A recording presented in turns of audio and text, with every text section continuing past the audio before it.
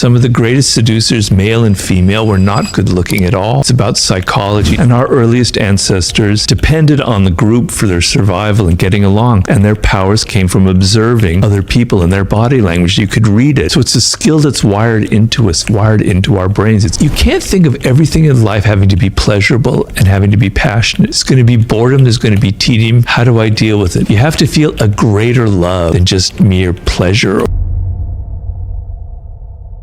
Feeling relaxed, feeling confident, and not defensive and comfortable with yourself is a very powerful seductive quality. I mean, there are many of them, but that's one that I would point out. Fake confidence is like bravado, right? And you're putting on an act. And particularly women who've had to deal with this for, millennia, they can smell it, they can sense it. You don't have to, it's not in your words, it's the body language, etc., etc. Real confidence comes from actual actions, from your actual things you've accomplished, right? So, when you're 22, 21, it's hard to have that confidence because what is it based on? Maybe it's based, maybe you're really good looking if you happen to have that good fortune and you can feel confident about that and you don't have to try so hard. All right, maybe that might work. Or maybe you're really good at sports, or maybe you're a really good dancer, or you're a really great singer. But it's based on something real. You have a skill. You have something that separates you. You have something that you can do, that you can accomplish. Because when you're 21, it's hard to have those. I look back on myself when I was that age. I had nothing. No wonder I got rejected. So it comes from what you do in life, okay? And the finest sense of confidence is actually creating things and having success and meeting goals and achieving things and having a record of that, and maybe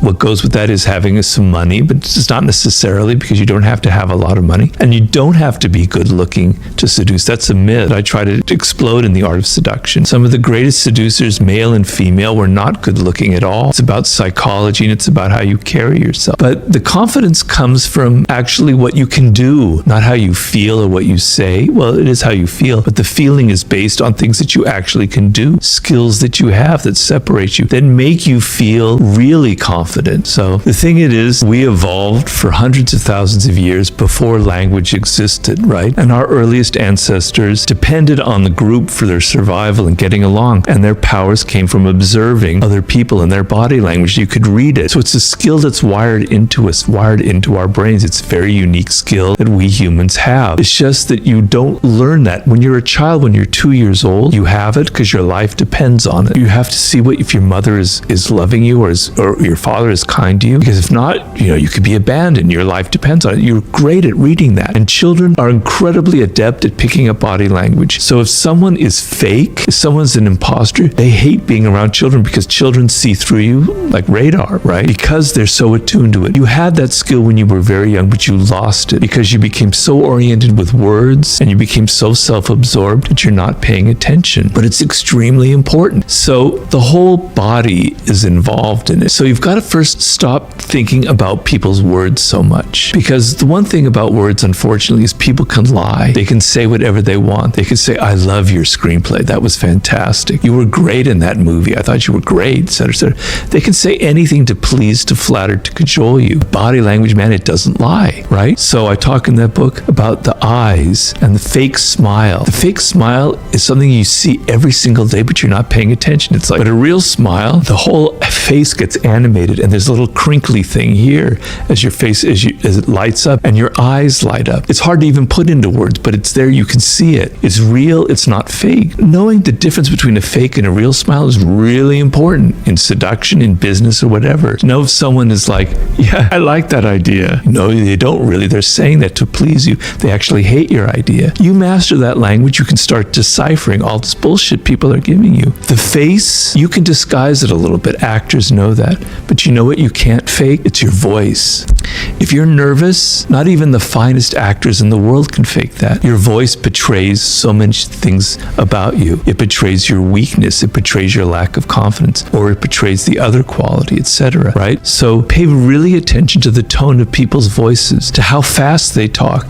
People who talk fast are very nervous. You talk slowly, you have a certain tone, you have a certain intonation that kind of reveals confidence, okay? Body language, posture. You were talking about pecking, right? You'll see all the employees kind of leaning forward, nervous, and you'll see the boss kind of leaning back, arms crossed like this, I'm the powerful, I'm the leader, I'm the top dog, or she, it's a woman. I don't need to be like this, I'm like this. Body language reveals a lot about leadership qualities, etc., etc., etc. If you're at a party and you come up to someone that you're meeting for the first time, and they're talking to you, and you notice that their feet are angling away from you, that means that they're not really interested. They're looking for any moment to try and walk away and escape. They're not really into you. As their feet are facing you, they're engaged. They want to talk to you, right? This is a whole art you can learn. You can sit there and you can read it. And I give the story in Laws of Human Nature of a man named Milton Erickson, the founder of NLP and hypnotherapy, probably one of the most brilliant psychologists who ever lived. When Milton Erickson was 19 years old or so, he had polio. He nearly died. His entire body was paralyzed. The only thing he could move, the only muscle he could move was his eyeball. Now imagine that. He was a young man with a very active mind. He can't talk, he can't do anything. All he can do is move his eyeballs a little bit. He was so bored. Can you imagine how bored you'd be like that? You can't read, you can't do anything. People would come in to visit him. All he could do was look at them and study them. He became the greatest reader of body language ever in the history of mankind. People said he was almost had ESP. He could read everything about who they were just by looking, because he ended up recovering. He became a psychologist because his life depended on developing this skill. He was going to just die from sheer boredom if he didn't learn how to read body language.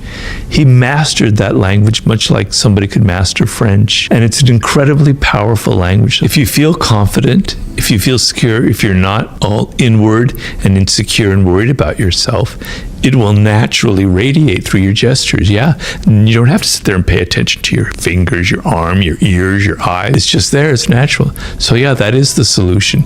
So the two parts of the game, it's your own body language. Be aware that people are judging you for that, right? And you can't, as you say, be monitoring everything, or you'll drive yourself crazy and you'll look very weird, right? So the best solution is to feel these certain things that are going to radiate, and to not give the fake smile, but when you're really happy, to just show it and show your emotion that way. And the other side, which is really important, is learning other people's body language, and that can come from study and is much more a logical thing than constantly thinking about everything that you do. I was getting a little worried that people who were reading my books, particularly young men who were reading Power and Seduction, they were thinking, that's all I need in life, man. I just need to be a manipulator. I just need to play political games. That's what success is all about. And I was worried that if you don't understand how to make something, what's going to be the future of mankind?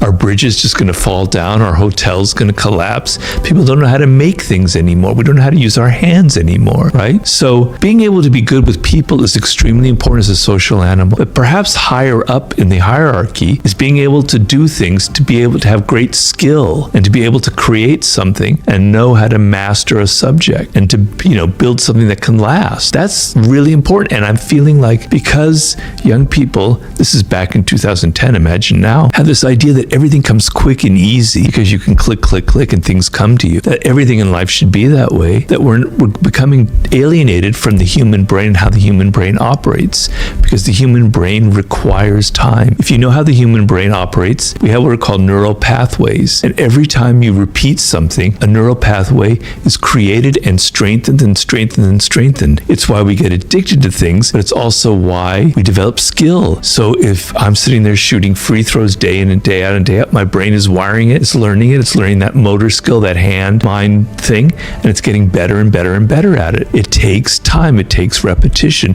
to build those pathways. And I explain in Mastery that you reach the proverbial 10,000 hours, which some people dispute nowadays. So it's just a number, it's not a fact. Spent so long learning something that there's so many pathways. It's like this amazing inner landscape with all these connections going on in your brain. And now you can be creative. Now you can come up with things that nobody's ever thought of. You can play chess on a higher level. You can be Pele on soccer, or Lionel Messi making passes that no one had ever seen before, because you're not having to think, right? You don't have to think anymore. Your body just does what it wants. Imagine 20,000 hours, which is possible, just people sometimes attain in certain fields. You're almost like a genius. You're almost like superhuman, right? If you're someone who's so locked into the internet, getting things instantly, you can't get past 100 hours, let alone 10,000. person, you're never going to develop skill, and you're going to find life really, really difficult for you. So I wrote the book because I was actually deeply worried that we were losing a part of how the human brain operates, as something elemental part of our wisdom. If you think about it, passion, to succeed at anything requires time and effort and boredom and tedium. So let's just say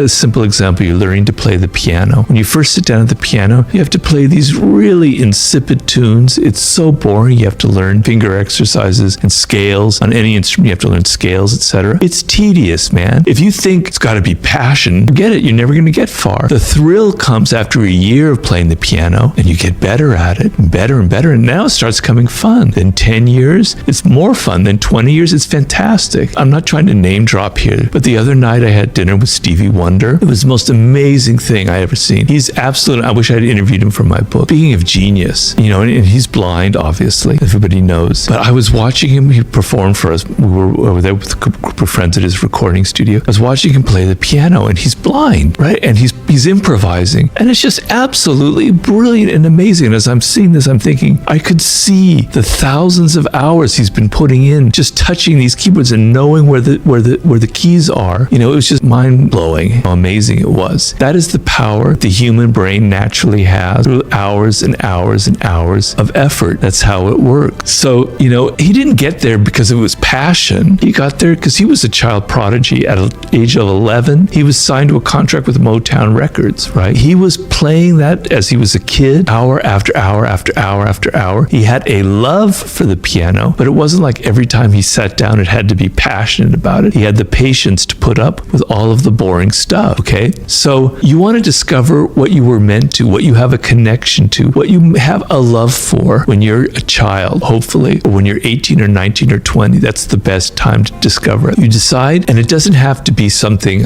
highfalutin or worth, like intellectual. You could be great with your hands. You could be great with your body. You could be great with images and visuals. You could be great with words. You could be great in many different areas, okay? They're all equal. They're all great. You as a child are naturally... So there's a book I always recommend for people called The 5 Frames of Mind by Howard Gardner, in which he talks about the 5 forms of intelligence that humans have. Each brain genetically is wired in one direction or the other. You want to know that. You want to feel it inside of you. It's like a feeling. It's not an intellectual thing. You feel when you're doing sports that it's good. It's a natural thing. It's what I'm meant for. When you're involved with words like I was when I was 8 years old, it felt right. It felt like a natural fit. I have to follow this path. When you're 3 or 4 years old and it's music like Stevie Wonder and you're hearing this in your head, wow, that's it for me, right? Okay? You feel it. You feel this connection. Right now you fast forward to when you're 18 or 19 years old and you're having to make a career choice. Okay, so I call that your 20s, the most important phase of your life. That's going to make or break you in some way. If you spend your 20s trying to learn skill in something that it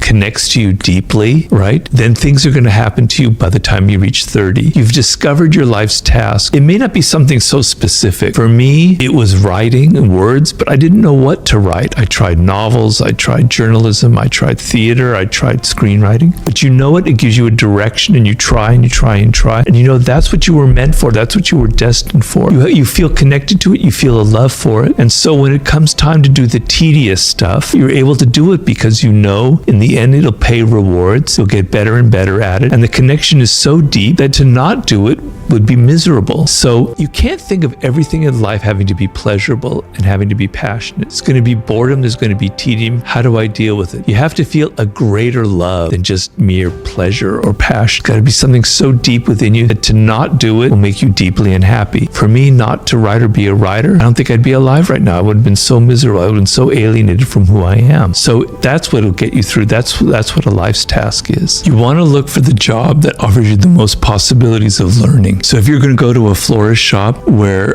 there's only one other person there, it's like an entrepreneur who started it, and you're going to be like their right-hand man or woman, and you're going to learn, and the pay is half of what you could get at this very fancy. You could be working at the shop at some department store where they'd pay you triple. Take the job that pays 1/3, where you're going to learn the most. You're going to learn about the business. You're going to learn from the ground up, and there's going to be a level of excitement where we might not survive another few months. We've got to work hard. We've got to be motivated. We're all on the same page here. A lot of people, when they're 23, they grab the job with the biggest paycheck. And that's a mistake, because if you go to like a large firm, you're kind of lost. You don't have as much responsibility. You suddenly have to deal with all the political games, the 48 laws of power. You're not paying attention. You're not developing skills as much. You don't have as much responsibility. Take the job that has one half the salary, but you're responsible. You're going to be learning, and it's up to you. That's the most important thing you can do when you're at that point in your life.